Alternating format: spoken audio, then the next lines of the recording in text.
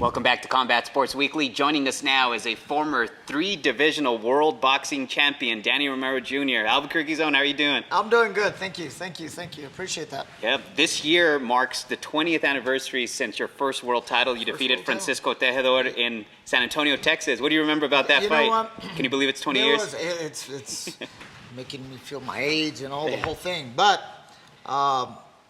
the feeling is, even to this day, I still feel that was my toughest deal, because toughest fight, not only being the first fighter under 135 pounds on HBO, the fighter that I was fighting, Tejedor, was a legitimate world champion. And for me to go try to take his title was extremely hard.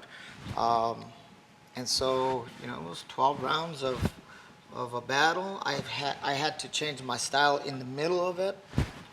So there was a lot of things going on in the fight that made it extremely tough for me, especially at that time. I was knocking a lot of people out, so they made it out to be, oh, he's going to come in and knock him out. World champions, you don't do that. At that world-class level, it's rare. And everybody punches. Everybody punches. Now, there are some that are the extreme, that can punch a little bit more, the Mike Tysons. Those Roy Joneses at that time. I was gifted with that, but I knew going into the fight it was not going to be something easy. He wasn't going to come to the United States to lose his title, and we talk about it all the time. That's a dream. That's a passion. And so when you become a world champion, you're just not going to give it up.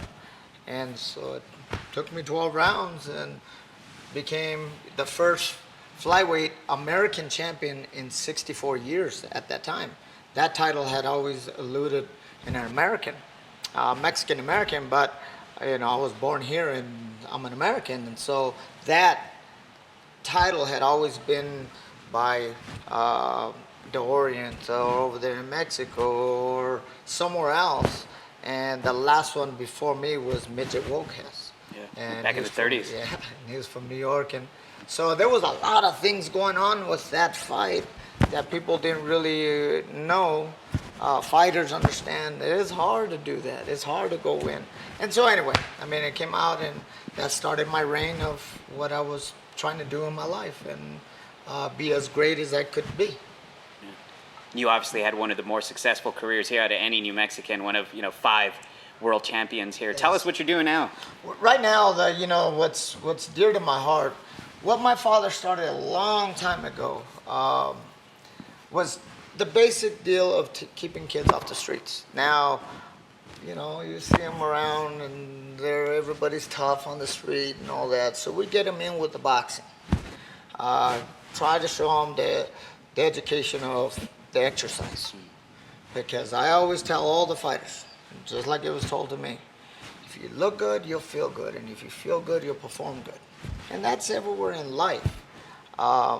Once we get them in like that, then we start directing them into, okay, let's go get education. Let's get back into school.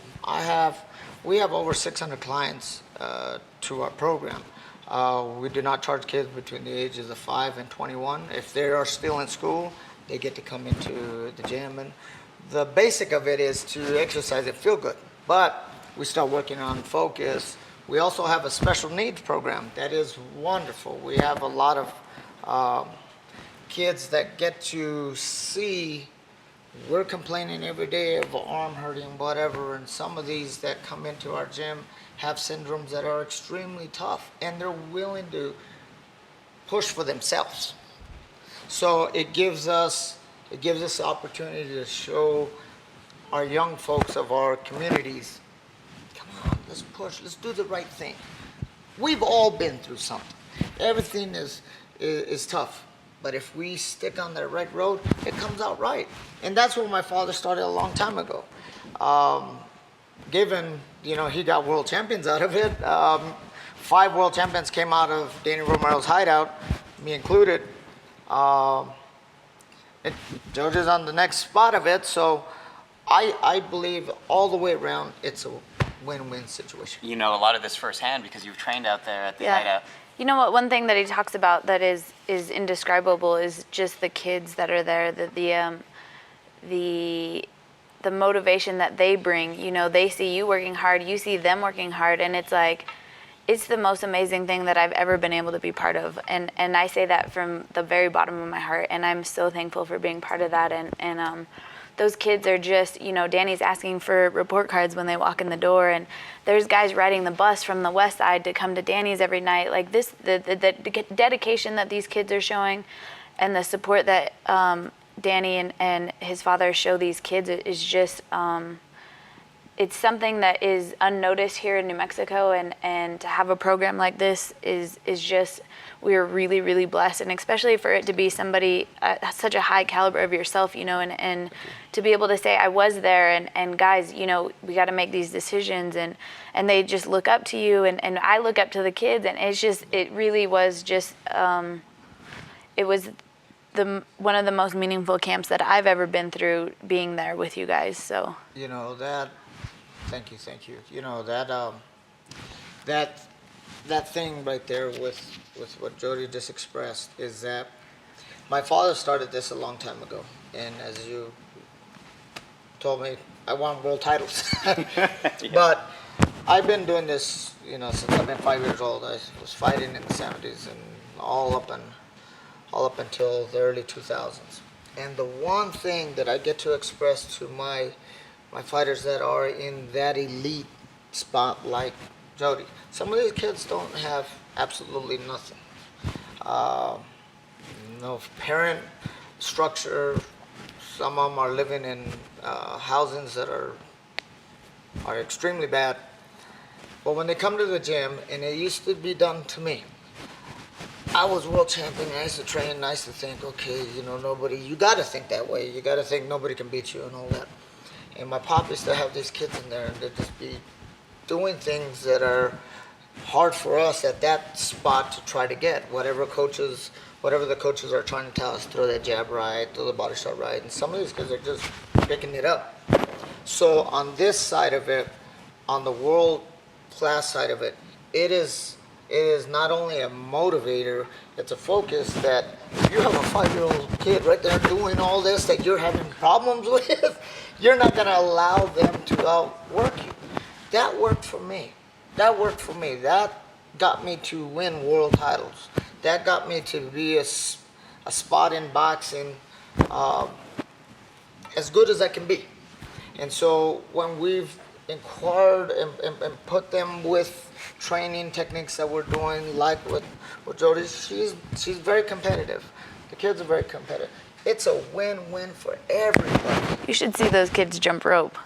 It's out of control. Good, better than Oh me. yeah, I can't jump rope. Danny would be like, just stop. Like, just go get on the tire. Like, you're making me feel. It's horrible. The kids are watching you, and I'm like, and they're going to town, you know, and it's great. It's so cool. And it gives them an incentive to come back the next day.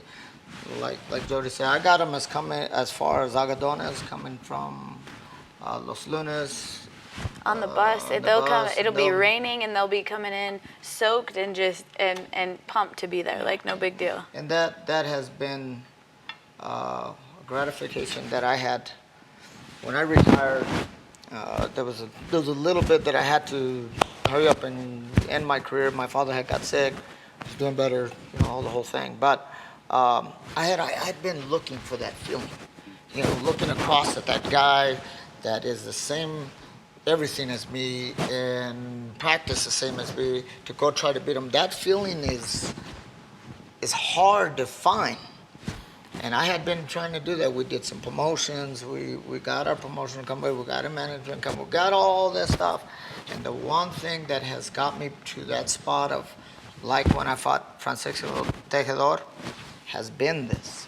When you see them jumping rope and getting to just smile and feel good about themselves, what they just did during that training. And that's my goal. We did about a year and a half ago, we applied for a charter school, because that's the next step of what I want to do.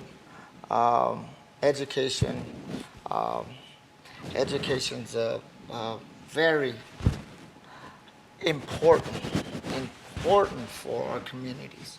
And that's what we're trying to show for our kids. And that's greatly appreciated, and we'd like to thank you for sharing that. We're out of time here for this segment, but do you mind sticking around so we can do an extended web segment? Absolutely. It's like, all right, we're going to have an extended web segment with him, so make sure to check out our website, our YouTube page for the extended interview. But in the meantime, for those watching on TV, we're going to jump over to the round table.